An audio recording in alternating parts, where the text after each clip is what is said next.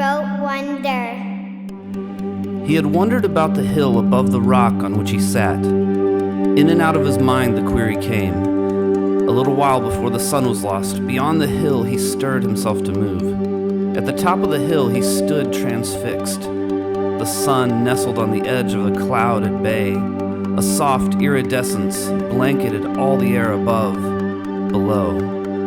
To the east the clouds were alive with many forms, chariots, horsemen, and marching legions, men and women in ceaseless motion, filling 1,000 market squares with mild commotion. Huge columns resting on the vast panorama as on a living throne, the kingdoms of this world.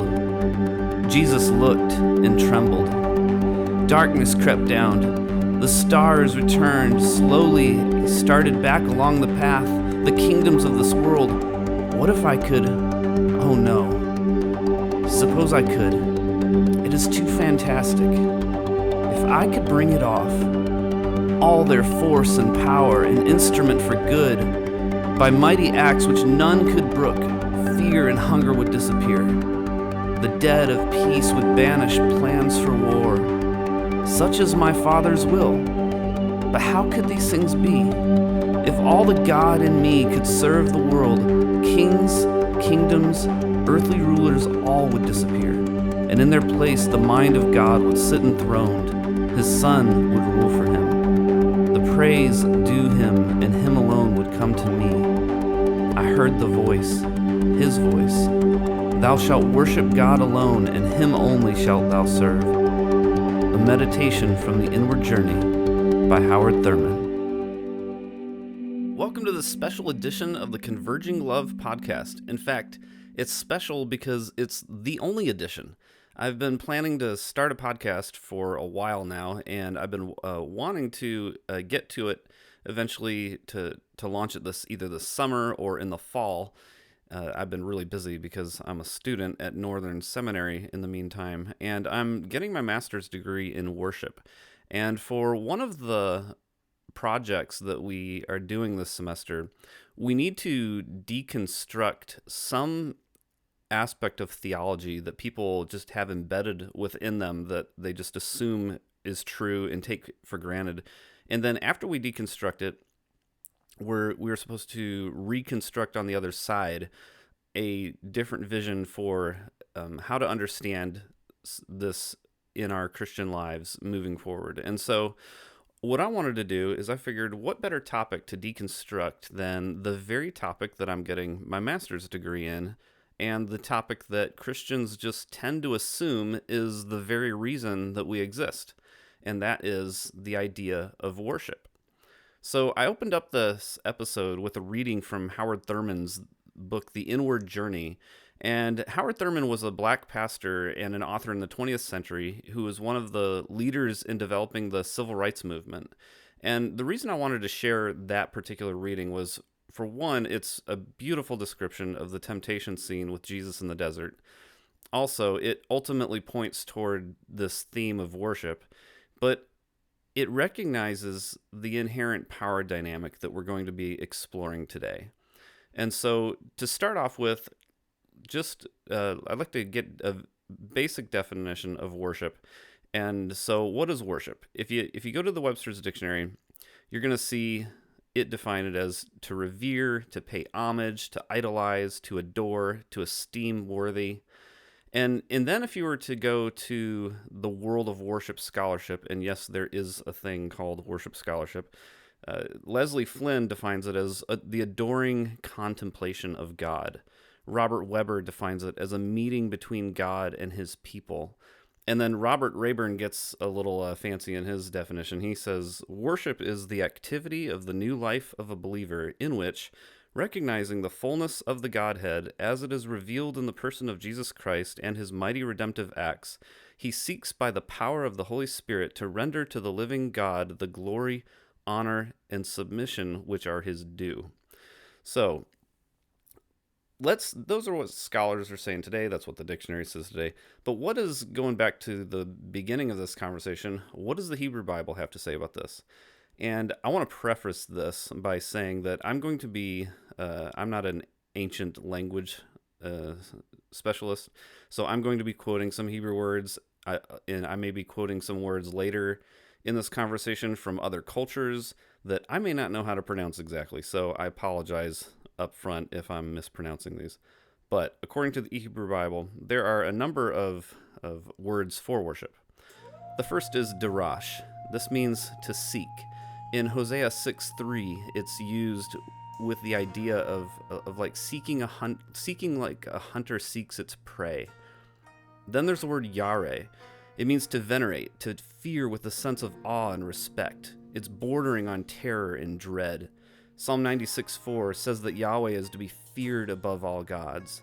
And because of the position that he holds, he has the authority to judge. In Zephaniah 3, verses 1 through 8, it says that he will consume those who don't fear him with his wrath. Then the word abad means loyal service. It demands obedience to commands.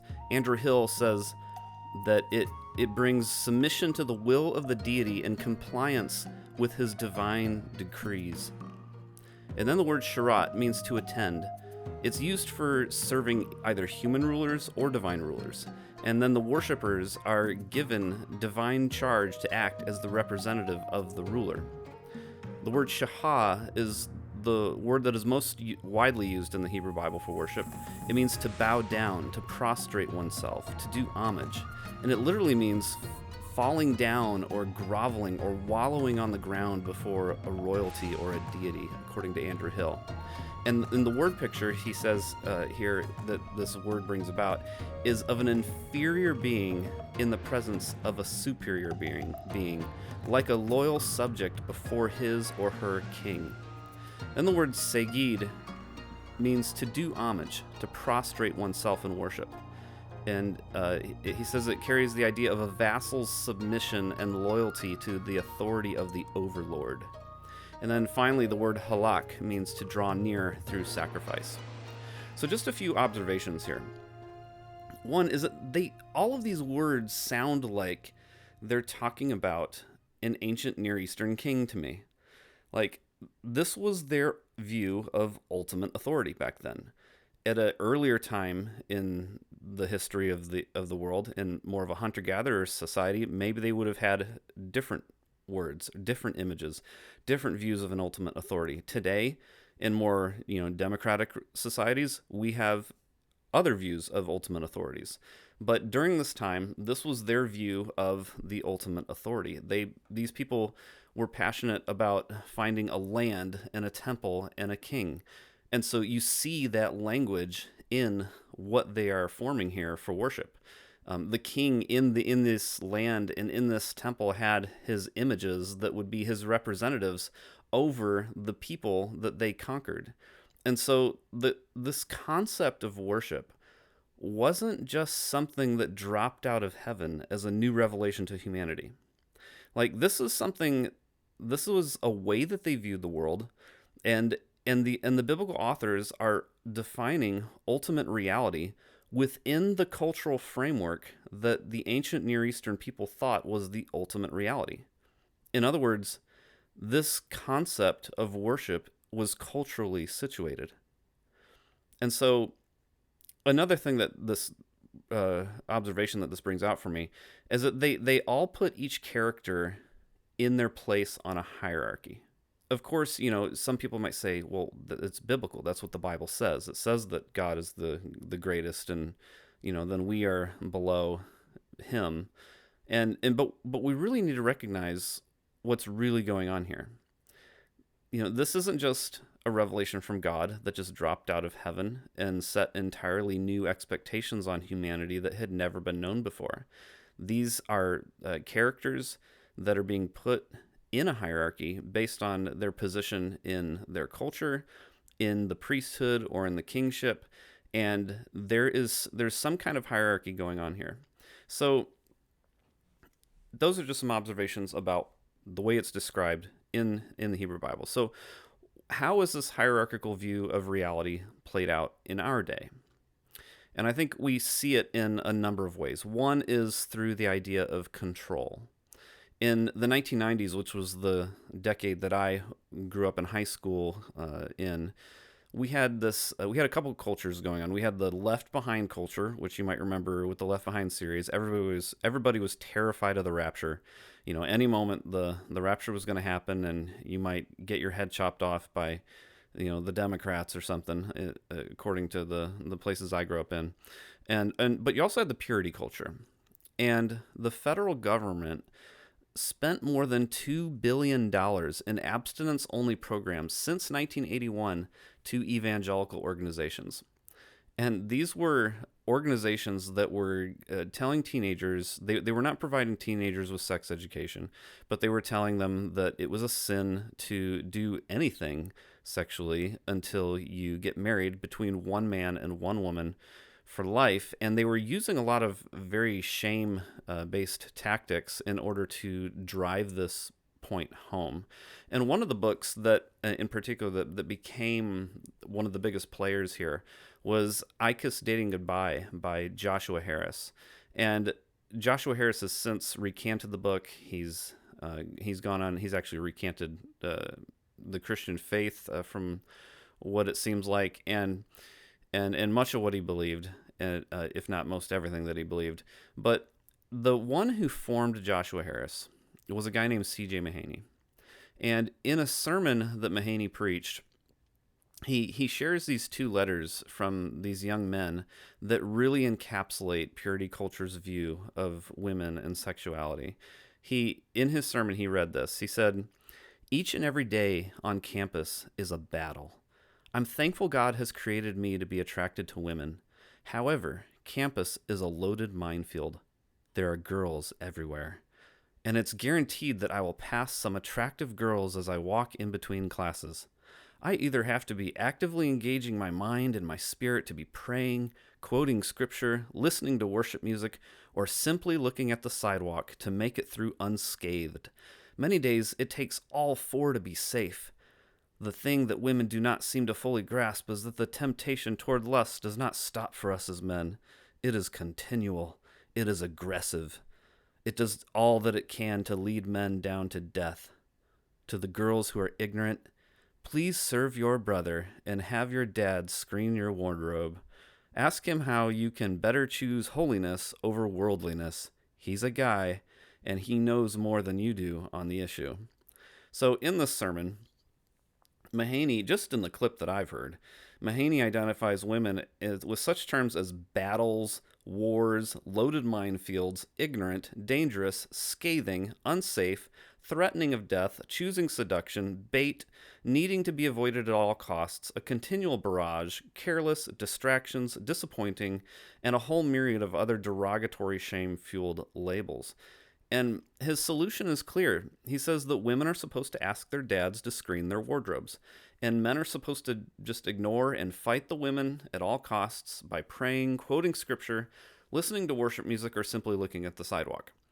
And in both cases, he says that both men and women are to look at penal substitutionary atonement, where God was eternally angry at them, but decided to get his anger out on Jesus at the cross instead. And then Mahaney just shouts out in celebration, "This is the gospel." So the hierarchy of evangelicalism, expressed through the 1990s purity culture, became really about men being afraid of and controlling women's bodies. It was a total power game, and as a result, the worship culture, I believe, of the 2000s became a sexually repressed culture of disembodiment. And that played into our second piece here, besides control, and that is capitalism. So in the year 2000, once the 1990s kids went to college, all of a sudden these record labels, these contemporary Christian record labels that were normally getting pop submissions and rock submissions and different things, from different styles of music that were just popular that day, all of a sudden they began getting overwhelmed with worship albums for people trying to submit their albums to get signed for for their worship album. And then shortly after that, all of a sudden, these pop CCM artists began producing worship albums. I remember that one of the debates with some of the people that I was friends with was like, are you a Michael W. Smith worship guy, or are you a Third Day worship guy? And, your level of coolness was, could be determined by your answer on that. But these record labels capitalized on this, and they shifted the worship conversation toward creating an experience of feeling that could be sold. And really, another dark side of this whole thing is that was just the CCM world. Like, the CCM world actually had a clear division between CCM, that was mostly made up of white people, and gospel music. So, thinking about the language and dynamics of power in worship music, the very first thing that comes to mind is that I didn't hear worship music until I was solidly in my 20s. I'm black, so there's the very intentional divide that the CCM community has built and maintained to very clearly separate in genre and marketing and community, gospel and worship. I was living on the other side of that divide, and I swear I'd heard Chris Tomlin like twice, like How Great Is Our God, twice when I was going to go visit somebody. But I never knew that there was this whole thing, the behemoth that is worship music, and it's some really interesting music and sounds, but I just never lived with any exposure to it. Even though I grew up in a suburban town, I grew up in a black family, so gospel, that's what we were doing. So we've got control, we've got capitalism, and then comes the third one, which is complementarianism. This is the idea of biblical manhood and biblical womanhood. And if you want to do some reading on this, definitely go check out Jesus and John Wayne by Kristen Dumais. She will show you how over the last 75 years, just in the last 75 years, this developed. I mean, there's a whole Christian history before this that I think ultimately led up to that. But just in the last 75 years, how this idea of men being in charge of their churches, being in charge of their families, being in charge of their wives, in charge of their kids, in charge of the entire country, in charge of the military. Basically, men are in charge. This is the way God designed it from the very beginning with Adam and Eve, as goes the story. And that's it's the biblical pattern. And if you want to be a obedient person to glorify God in light of the gospel, you need to be a complementarian and have men be in charge. And women are to be silent in the churches. They can't preach. They can't even teach Sunday school to boys over the age of 12. There's all kinds of things that are involved with this. And then you get the fourth one, which is Calvinism. This is the idea that God is in charge of everything. Monergism is another word for this, is where it came from. Ultimately, it started with monergism, and God is in charge of everything. God determines where you are in the hierarchy.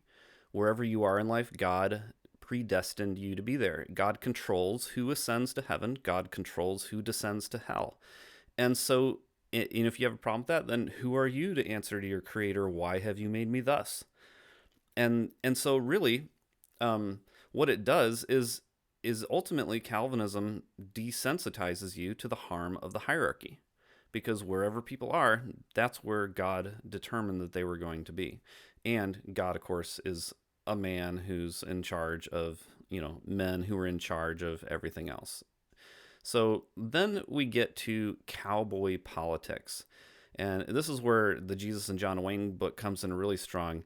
She talks about how this John Wayne mentality ultimately led to this era of Donald Trump. And Donald Trump was not simply a blip in the radar. He was really evangelicals' ultimate dream. And really leading up to that, in the 2000s, white evangelicals were the most enthusiastic group in favor of the war in Iraq. They're the most enthusiastic group in favor of preemptive war. They're the most in favor of torture.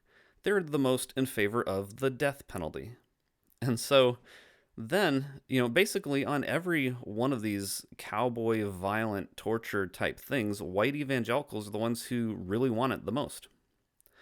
And now we get to this idea. This is the last piece I'm going to talk about, and that is collective effervescence. So in 1912, somebody named Emil Durkheim identified a concept called collective effervescence, and he defined it as the emotional high that we experience during religious group settings. And then in 1923, Rudolf Otto spoke of religion's heat and vitality, passion and energy, all coming together to create a consuming fire. And this is like 1912 and 1923. Imagine if these guys had seen today's worship environments with the lighting and the fog machines and the dancing and the rock music and the attractive young worship leaders. I mean, it's the amount of power that the energy in these places can have it's at a subconscious level is just unparalleled in the time of this world, in history. In a book called Pure, Inside the Evangelical Movement That Shamed a Generation of Young Women and How I Broke Free, Linda K. Klein, she says, I have never seen collective effervescence as intense as when a bunch of evangelical adolescents fired up on hormones get together. Here the adolescents' most extreme emotions are called forth time and time again. So here we have the subconscious powers of control over women's bodies, capitalism, complementarianism, Calvinism, and cowboy politics all converging through collective effervescence in the hearts of evangelicals who meet on Sunday and sing, our God is greater, our God is stronger, God, you are higher than any other, and if our God is for us, then who could ever stop us? And if our God is with us, then what could stand against? And then we wonder why the Capitol was breached on January 6th. So, in his book, Exclusion and Embrace, Miroslav Volf says that churches can become so captive to culture that they operate on a spectrum between impotence and accomplices in strife. And you see this played out in history. As soon as the apostles died, the church organized as a hierarchical structure, reflective of their hierarchical culture and cosmos, with the concern for preserving the authority of the bishops over the worshipers beneath them. And when the church finally officially embraced the empire under Constantine, as well as redemptive violence under Augustine, hell's gates of hierarchy-powered abuse were flung open. The church believed, and they still do, that it alone held the key to eternal salvation, where humans could ascend into the realm of the divine after death. And anyone who refused to be baptized into their theological identity would be excluded by God and God's people for eternity. Anyone who dared to question the authority of the church hierarchy would be deemed a heretic, considered a threat to the salvation of others, and tortured or murdered in order to keep people under the authority of the church for the sake of their souls. The ultimate theology of exclusion, which is eternal conscious torment in hell, gave the church its justification for centuries of unspeakable violence against those it deemed a threat.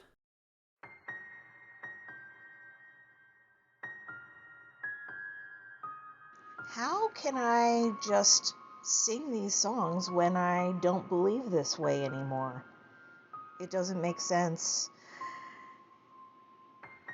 And I also can't deal with the nihilistic worldview that I was raised in. The Hal Lindsey movies, The Mark of the Beast. I was watching those since I was 4 years old.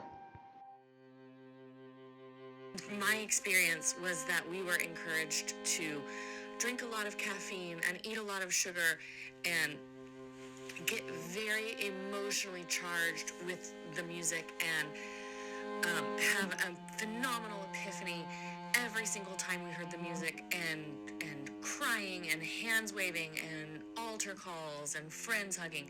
And that was the expectation every time we heard music. The community, I loved all of it, until I realized that I was being manipulated and I was being coerced into believing things that didn't actually feel good. And I looked around and didn't like who I was becoming. It was very, very un-Christ-like. The message, the tactics, eclectic and the person that I was becoming from that experience. And to this day, even though I love music and I love community, I cannot sing with other people and I cannot be moved by music if there is another person around. So what would Jesus say about all this? I think in order to answer this question, we need to understand where this hierarchical view of the world came from. So in the ancient Near East, the view of the cosmos was that it was a hierarchy. It was a three-tiered universe with the heavens, the earth, and the sea. The earth was actually the land. It was a flat disk. And basically they believed in this hierarchy where the divine beings were in the heavens, and then the humans were on the land, and then the sea was like, the chaotic underworld. In a book called Scripture in Cosmology, Kyle Greenwood says, "The Mesopotamians thought of the upper heavens as a physical realm above the upper waters. Its floor was solid, enabling its residents to stand, sit, or otherwise conduct their affairs. Matters in the upper heavens paralleled matters on earth, such that when a king presented himself before the altar of Shamash in that god's temple, it was as if he were standing before the throne of the god above the firmament." And so basically there was a continual hierarchy from the realm of the divine above the dome into the realm of humanity on the land. And you'll see this throughout Scripture. The dome is in Scripture. Look it up, Genesis 1. There's other places where the dome is very clearly the cosmology. And once you realize that this is the cosmology of the ancient Near East, you're going to see it all throughout the Bible. And it can be kind of entertaining to see at times. So let's go to a totally different culture, to the Eastern cultures of Asia. They were also based on hierarchy. In his book, China Root, Taoism, Chan, and the Original Zen, David Hinton says, "The Shang dynasty was fiercely patriarchal. In the Shang, it was believed that all things were created and controlled by a male and all-powerful monotheistic deity, very much like the sky god of Judeo-Christian theology, a deity simply known as Lord Celestial. Everyone's ancestors lived in a spirit realm, and they had the power to influence earthly events, so people prayed and offered sacrifices to them. Lord Celestial was the all-powerful chief of these ancestors, and he was the high ancestor of the Shang's male rulers. Hence, Lord Celestial provided those rulers with a transcendental source of legitimacy through lineage, and it gave them godlike power, because through prayer and ritual, they could influence Lord Celestial's shaping of events. All aspects of people's lives were thus controlled by the emperor: weather, harvest, politics, economics, religion, etc. Indeed, as in the traditional West, people didn't experience themselves as substantially different from the spirits, or for the human realm was simply an earthly extension of the spirit realm." And then you go back to the Greco-Roman world, as we're getting closer to the time of Jesus. And it was also based on hierarchy. In his book, Four Portraits, One Jesus, Mark Strauss says, "Everyone knew their place in life, who was above them and who was below them. Democratic values of equality and equal rights were almost non-existent. Though people certainly had ambition, their greatest goal in life was not to climb the socio-economic ladder, but to protect the status quo. This was done by serving those above you and exercising authority over those below." So literally, cultures across the known world in the ancient Near East, throughout Asia, and in the Greco-Roman world, they all believed in this physical hierarchical cosmos. They believed that the hierarchy of the divine realm in the sky extended continuously down to a hierarchy of the human realm on land. They all required worship based on honor and service to those higher up the hierarchy, and they all judged with violence and shame those who wouldn't submit to the more powerful beings higher up in the hierarchy than they are. So you simply, we may want to divide the hierarchy of the divine from the hierarchy of the humans and say, well, there is a hierarchy because the divine is better than the humans. But really, and so therefore we need to keep this worship paradigm. But the problem is Like, it was a continual, progressive hierarchy from one world seamlessly into the next, and the entire concept of worship and service and honor was based on the existence of this continual hierarchy. And there was no real way to divide the two realms. So here comes Jesus. He steps into this hierarchical world, and what does he do? He reverses the hierarchy by associating with and serving those on the underside of power. And you see this in a number of ways. He associated with tax collectors and other sinners.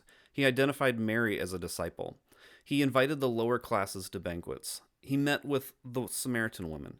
He said, the first will be last and the last will be first. The greatest is the least. When you do it for the least of these, you do it for me. And then ultimately, when he was high and lifted up, he wasn't high and lifted up on a throne. He was high and lifted up on a cross. In other words, Jesus deconstructed the assumptions of power within the hierarchy that they believed the entire cosmos was based on. But, unfortunately, the one thing that kind of bothers me, if I'm being honest, is that Jesus didn't actually destroy the entire concept of the hierarchy.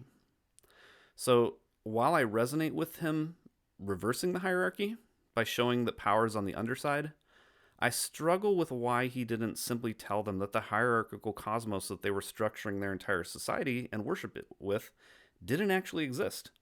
Like, he was there. Why wouldn't he just tell them? We often think, people, atheists today will say, well, why doesn't God, speak to us? He could say the words that he's there or tell us what the nature of the universe is, and we would believe him. Jesus actually was there. If he's God, he would know that this hierarchical cosmos, you would think, is totally made up, and it's hurting a lot of people. Why wouldn't he just tell them, guys, there's no dome up there, and there's no hierarchy here. But if we're deconstructing worship, and if we still want to be a part of having Jesus, meeting with Jesus in some way, and I realize that for many people, this is so foreign that people they've just walked away, and they just this stuff is so just foreign to my understanding of reality, and it's caused so much abuse that, quite frankly, I just can't deal with it anymore. And in many ways, I understand that, but there are many who still want to meet with Jesus in some way, and so for those of us who do, I really think the only way to handle this that I can think of at this time is to think that perhaps Jesus was simply meeting them where they were. And if that's the case, then perhaps he'd be willing to meet with us within the cosmological understanding that we now have as well. In the beginning, there was neither light nor space, and for consciousness, they are essentials. During its first moments, the cosmos was a primordial plasma of subatomic particles. This plasma could bond to form the lightest atoms, hydrogen and helium, whereupon the cosmos became transparent to radiation such as light.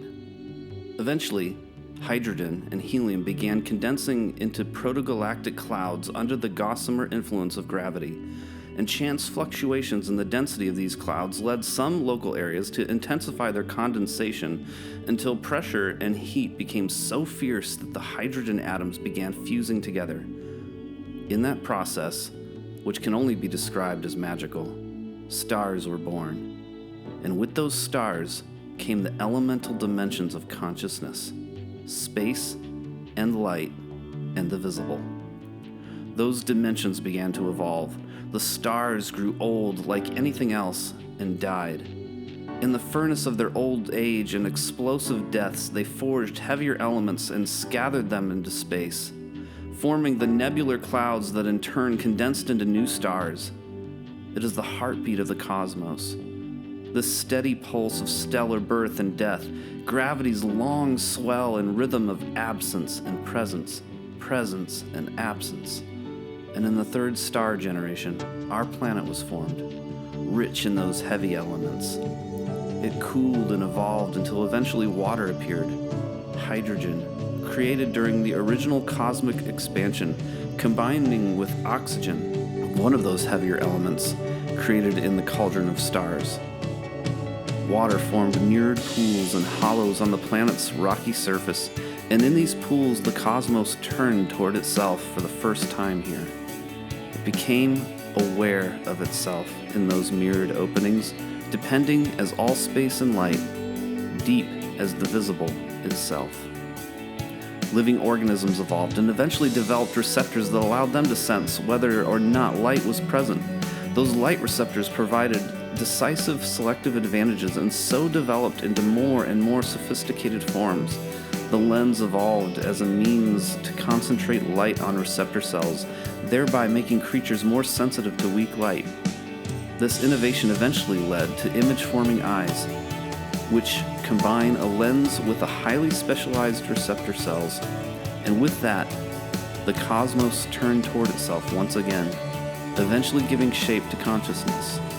That spatiality, the eye's mirrored transparency, conjures inside animals.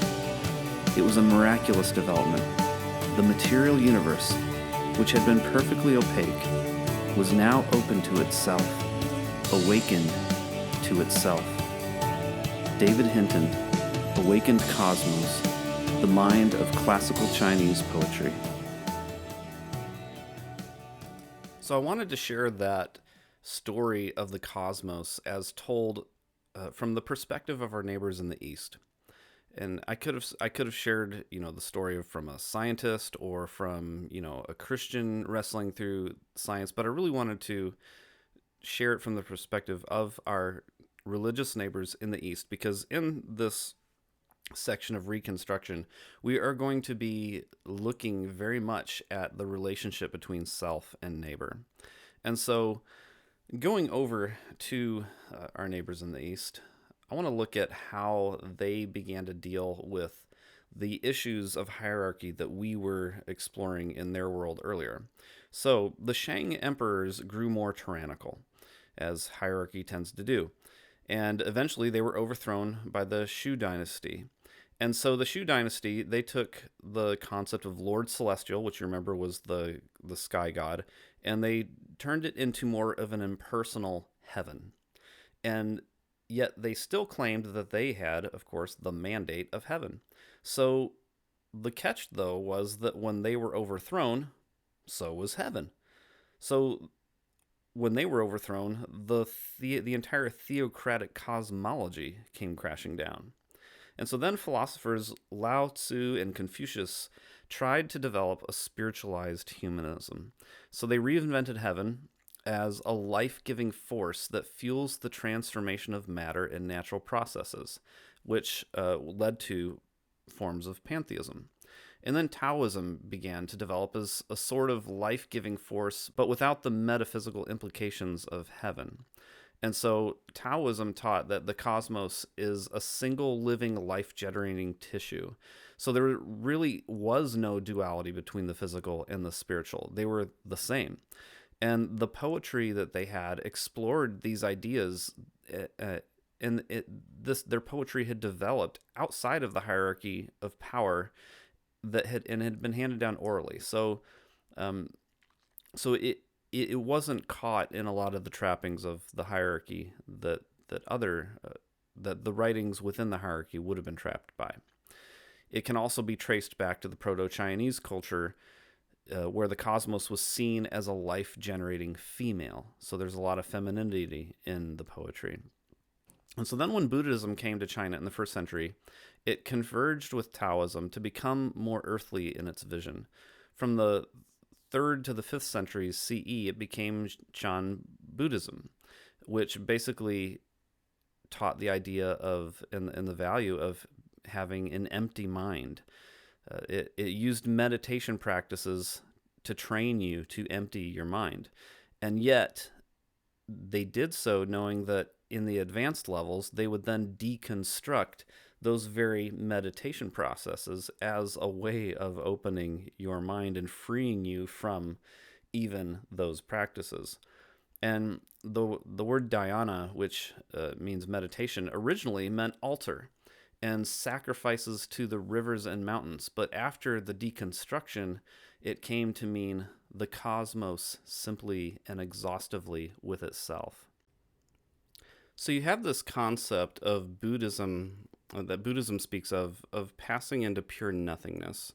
And Thomas Merton, who was a Christian mystic in the 20th century, and he wrote a book called Birds and the Appetites of Zen, and where he was comparing Christianity and Buddhism and bringing them into a conversation together. And he talked about how the Buddhist concept of emptying the self into non-limited love is not speaking of nothingness or void, but of an unlimited awareness of the infinite.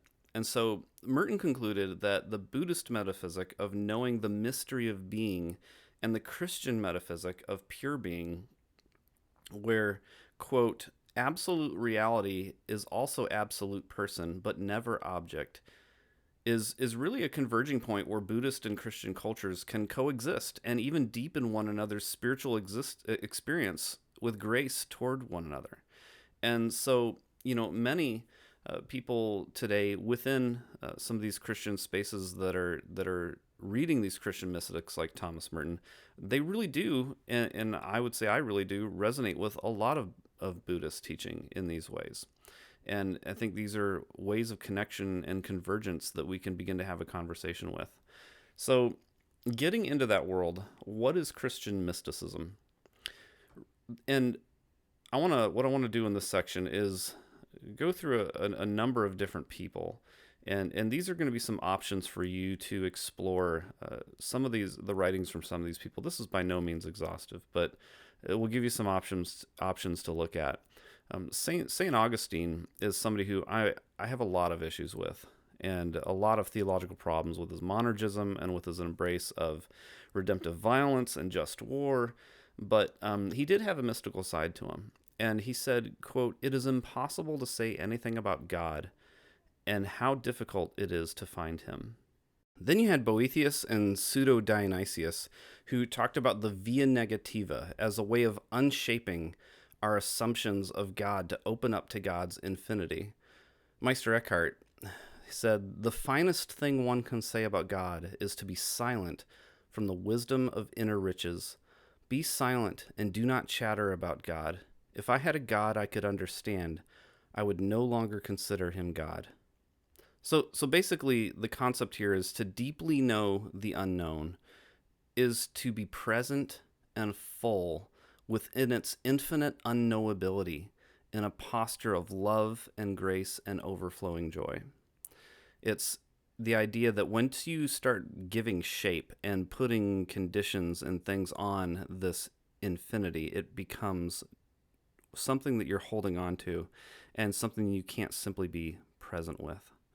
And so St. Francis of Assisi was another one, and a Christian mystic, and he saw all of creation not only as our neighbors, but as a family. He saw creation as the image and overflow of the Trinity, which is a community of relationships out of which creation emerges, he talked about. Bonaventure spoke of all creation as the fountain fullness of God's expressed being. And then John Duns Scotus taught that Christ was the blueprint of creation by which the univocity of all created things say something about God because they are sacraments of God. Literally every part of creation would be a sacrament of God. And then going into the 20th century, Teilhard de Chardin included the insights of modern science to open up an entirely more unified, complex, and deep understanding of how God is filling and uniting the cosmos. He developed an ethics of evolution where we move into the future toward more life, more being, and more consciousness in a concept that he called ultrahumanism. And today, one of my favorite Christian mystics is a lady named Ilia Delio. And she talks about how we need to believe not in God from above us, but a God from within and ahead of us. She says that evolution is our fundamental reality. She says, God was creating long before we arrived on the scene. We are not meant to control nature, but instead to be its mind and heart as it seeks its ultimate fulfillment. She says the mistake was to begin with identifying God as the supreme being, which resulted in God being turned into a human projection. And I think this is exactly what we see in the cultures of the ancient Near East and in Asia and in these different environments that we looked at earlier. It was basically a human projection on what their view of ultimate reality was and projecting that into the divine. She says, but the divine dimension of reality is not an object of human knowledge. It is rather the depth dimension to everything that exists, a cosmotheandric whole in which divinity, humanity, and cosmos form a trinitarian reality. She says God is not supernatural, but supranatural, not above, but within and ahead, the infinite depth and ultimacy of life. She says, the more I travel inward, the more God there is than self, and truthfully, the further I go, the less I can speak of either God or self. There is simply an entangled fire of love. In the search for who I am, I find God, and in finding God, I find myself as no separate self, but being itself, flowing into and out of an unquenchable power of divine love. She says, I am not the ground of my existence, but neither does that ground exist outside of me. This is the genuine experience of Christian non-dualism, not one, not two, but both one and two. Christ then is no longer an external object of adoration, but the deepest reality of every person's life, indeed all life. She talks about how in prayer we talk about lifting up our weary spirits from the heaviness of matter and focusing our attention on God above. But with her understanding of Christianity, it's that God is not above, God is here. God is here in matter. And so for Delio, prayer is an exercise that should lead us into the heart of matter. And when we do that, we will discover a deep ecology. So you'll often hear of Christians talking about having salvation from and dominion over nature. I remember a number of years ago, I was a huge Rush Limbaugh fan back in the day, believe it or not. I was a big-time conservative evangelical, Calvinist, complementarian, cowboy Christian. And I remember Rush Limbaugh would often talk about, whenever somebody would mention some kind of environmental concern, Rush would look in, or he would speak into the microphone, and he said, we are to have dominion over creation according to Genesis 1. And so Christians, we have this dominion over nature mentality, and then with the left behind dispensationalism culture, this salvation from nature. And really what it, which is getting above nature. And so really it creates this hierarchical exploitation of nature because, again, nature serves us as we serve God. And so you have this continual hierarchy going on that simply cannot be separated out. And so Delio talks about deep ecology, which she says focuses on the interrelatedness of all systems on Earth, of Earth life together, with the idea that anthropocentrism is a misguided way of seeing things. We can't say that this all centers on humanity. That's going to create hierarchy. That's going to create anthropocentrism, a man-centeredness, a human-centeredness, and it's going to cause a lot of violence, as we're seeing with the environmental condition of our planet. And so she says that we need to see our relatedness to trees and animals and the ecosphere for the well-being of the earth. And then finally, in dealing with this hierarchy, she says, the old ways of thinking, including patriarchy, sexism, and discrimination, must be transcended with a new understanding of personhood as an evolving open system. If we're to have any real sustainable future, we must begin with evolution, by which every person is emerging out of a cosmic whole. On a fundamental level of physical reality, we are already one. but on the level of conscious personhood, we must respond from the center of creative love, acting toward communion, revealing the glory of God.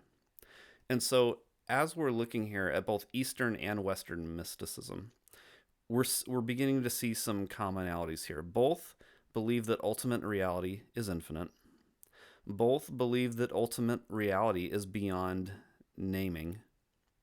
Both believe that every manifestation of matter and consciousness in the cosmos exists within and belongs to and in the infinite. Both believe that the infinite moves within the cosmos, expanding it forward toward greater complexity, depth, and union. And both believe that the universe is fundamentally energy in relationship. And the amazing thing that we're now discovering over the last 100 years, especially, is that modern science can now confirm this view of the cosmos through astrophysics, through evolutionary biology, through neuroscience, and quantum physics. They're all talking about the universe being fundamentally about energy and relationship. This is what the mystics have been talking about across the religions for centuries, for millennia.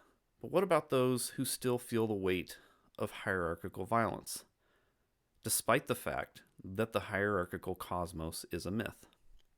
And for that, I want to turn to liberation theology. Looking at my elders and all the way back to my ancestors and the reasons why gospel music was as a lament, as a source of strength, and as a source of advocating to one power to release us from another. And I always got curious about that power. It's like, who is that? Why don't I see that person kind of walking around? What's going on? Who is this spirit that my mom is trying to commune with? My mother is a woman who I had seen cry 4 times in my entire life. 1 time while she was having an actual heart attack, and the other 3 times at church. Like, this is not crying lady. But the visceral emotion and that power, looking at it from that perspective. So I think that the dance with those words and those terms is a bit different for the musical context culturally, but it's not that the Black church doesn't have its fair share of very interesting power dynamics and very toxic and heteronormative, patriarchal, homophobic relationships to power that can come through in the music. But my understanding of what the music is for, who's using it, and why, just really kind of takes a shift on the context and some of the things that might be happening in other faith contexts. We're all trying to sing our way out and do the best we can. Whenever I'm looking at the music, I'm looking for whatever that force that the strongest people that I ever knew are appealing to and asking for behind that music. I'm looking for that person too. So Mercy Amba Adeoye said, in African religions, the formal incantations that accompany sacrifice in Christianity, the recitation of prayers and sacramental rites, are usually denied to women. The leaders of organized religion, like their brothers in politics, hesitate to empower women to perform. Imagine that. She says, to explore the spirituality of a community, one must take into account all facets of its worship life. For example, prayer and singing, as well as its ethical life. She explains how their prayers and songs focus on struggle, empowerment, and to the defeat of the oppressor through Jesus, who they believe is the reward for anyone longing for liberation. She says that African Christian spirituality has 3 affirmations, usually that Satan is real and strong, but that God is stronger, that all that brings pain can be conquered by God, and that all that breaks community can be healed by God. She says that Jesus is the ultimate superpower, and that their songs use analogies to defeat their opponent. For example, one lyric is, Satan, you cannot be a match to God. Look at your feet, your hands, your face. Look at you, coming to compare yourself to God. She says the spirituality of African religions in indigenous prayers and songs is a spirituality that empowers one to combat the powers that threaten to reduce human beings to nothing. And so again, very much like Jesus, these African women are doing spirituality from the underside. In the 20th century, we had James Cone, and he has a book called The Spirituals and the Blues, and he said, the spirituals are songs about black souls, stretching out into the outskirts of God's eternity and affirming the word that makes you know that you are a human being, no matter what white people say. Through the song, black people were able to affirm that that spirit who was continuous with their existence as free beings, and they created a new style of religious worship. They shouted and they prayed, they preached and they sang because they had found something. They encountered a new reality, a new God not enshrined in white churches and religious gatherings. Notice the anti-hierarchy language that you're seeing in a lot of these black liberationist theologians. Robert Fukada, he said, he was another liberation theologian from Japan, I believe, and he said, we need to reject the vertical structure that leads to the social dynamics of pyramid structures and fuels shame. He said that we need to examine our systems and move within to discover the core of Christianity and to develop instead an interrelational circular community. C.S. Song is another liberation theologian, I believe from China, and he talked about the world of multiplicities stamped with the one. That he talked about a gravity-bound theology that attracts and converges. He said that we are in nature, and nature is in us, and we are in God. Again, you're starting to see some of these mystical elements that we talked about earlier combining here with liberation theology. Anita Hill and Theo Treadway are queer theologians, and Anita is a lesbian, Theo is gay, and they talk about how we need to move away from the sickness cure model and the sin salvation model and move toward a health integration model and a wholeness acceptance model that fuels empowerment and advocacy. And then Howard Thurman, he was the one that we talked about earlier. I read his poem to begin with. And so he's writing to the oppressed to identify them with Jesus in their struggle to survive either violence or the threat of violence under the empire. And so in his book, Jesus and the Disinherited, which is one of his most popular books, he talks about the enemies of fear, deception, and hate and how they separate us from ourselves and our neighbors. And he talks about how moving inward toward our center, we can immunize ourselves to these threats by embracing our dignity in God. He promotes practicing a love ethic that transforms the entire ethical field of self, neighbor, and enemy. And then by seeing our common humanity, by personalizing the enemy, attacking the enemy's status, and sharing with their common worth, meeting the enemy where they are as if they have arrived, and freeing yourself from the need to retaliate. And he says that the oppressed and the oppressor can become two freed spirits who are able to love one another in the universal spirit as sons of God. And so a lot of people treat the liberation theologians, as, especially in the white circles, as dangerous. They treat them as, kind of on the outskirts. And really, I believe these liberation theologians, they're speaking to a reality here that, especially when combined with the mystical traditions, can really work toward a vision for love, converging love, that our world has really never fully seen before.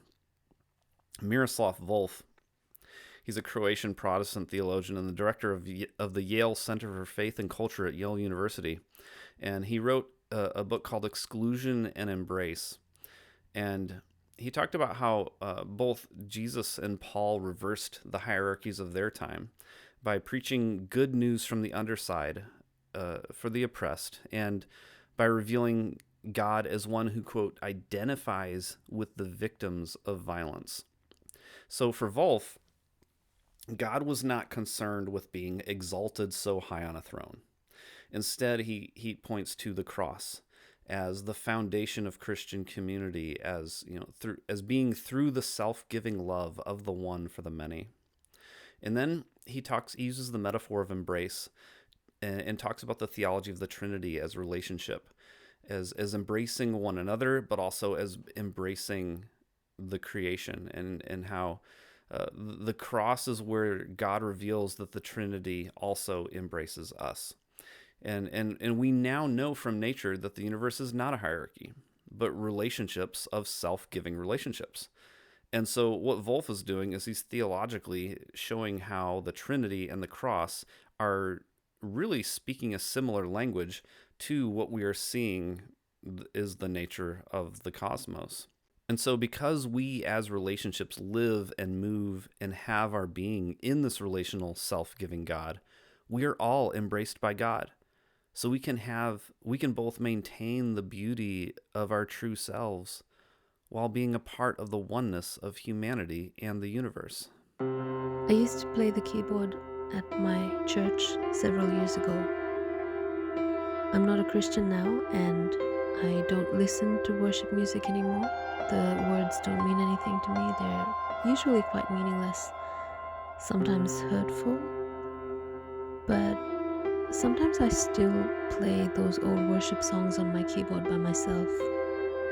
I think I have a strong connection with some of the music, the associations that I have of peace and connection and a sense of safety even in that music. So I do still enjoy playing those songs on my keyboard sometimes as an act of self-care. I really enjoyed worship when I was in the church, and it was the part of the service that I looked forward to the most, and that I think that I got the most out of. And but the other day I was thinking about that, and what I thought of was that the feeling that I loved about worship was more about a moment of communal energy. Not to sound so woo-woo, but just this moment of all of these people joining their energy in one pursuit, and the high that I got from that. And I realized that the high that I was experiencing in worship was exactly the same as the high that I experience at a great concert, or when I was a teenager going to punk shows and slam dancing and crowd surfing from the mosh pit. I mean, it was the same adrenaline and energy of just people coming together. And I think it has, I think it is the same thing. I think it's the humans craving community and sharing our energy. When we look at what Jesus was doing, he was not only reversing the hierarchy, but he was calling us to a love of self, a love of neighbor, and a love of God. And this, again, he wasn't the original person who came up with this. This was in the Hebrew Bible. It also appeared in Buddhist literature. And this converging love of self, neighbor, enemy, and God is where I believe Jesus claims that he would meet us. And so, I just have to wonder when I'm looking at this conversation of worship, moving from this hierarchical view of worship to a view of converging love, what would our songs and poetry look like if, rather than categorizing ourselves as invisible at best and totally depraved at worst, what if our songs and poetry affirmed and celebrated ourselves in healthy ways? How many worship songs in church do you see do that? There are hardly any, if any. What would our gatherings look like if, rather than controlling people through hierarchy, we converged in a circle dance around a common table? What would our world look like if we engaged our enemies as neighbors and self and actually shared our wonders and wounds with them? Ilia Delio asks, What would church look like if we knew ourselves to be entangled with one another and all creatures of the earth? Where would Jesus be if we moved within our inward center? In Christian tradition, we have this concept of the Eucharist. It's where Jesus shows up. It's where the infinite is seen in the particular. And Jesus talked about how you can't put new wine in old wineskins. He said, where 2 or 3 are gathered together, here he is in the midst. He said, when you do it for the least of these, you do it for me. And so perhaps we need some new wineskins. Perhaps it's not in the telling God how he's the greatest and nobody can stop us worship. Perhaps instead of that, it's in the converging that Jesus meets with us. Perhaps it's through the liberating that Jesus moves. We have 2,000 years of church history showing us that our worship framework of honoring and serving up the hierarchy will continually lead to violent exclusion. But if we, through the self-giving love revealed in the cross and through the relational nature of reality that we see depicted in the concept of the Trinity, can live into our true story by embracing one another, perhaps Jesus may commune with us there. Forgiveness arises out of creative love, a conscious intention to be a part of the act of new creation, ex nihilo, living on the edge of the next moment of life. Suffering, yes, but the suffering of returning the good that the unforgiving heart wants to steal and covet and punish. If we relate only to the past deeds of others, we live with dead remains. We breathe, but we are not really alive, not really living. For to live is to love, and to love is to create. Forgiveness is the act of making a new future. Let the dead bury their own dead, Jesus said. How can the dead bury their dead?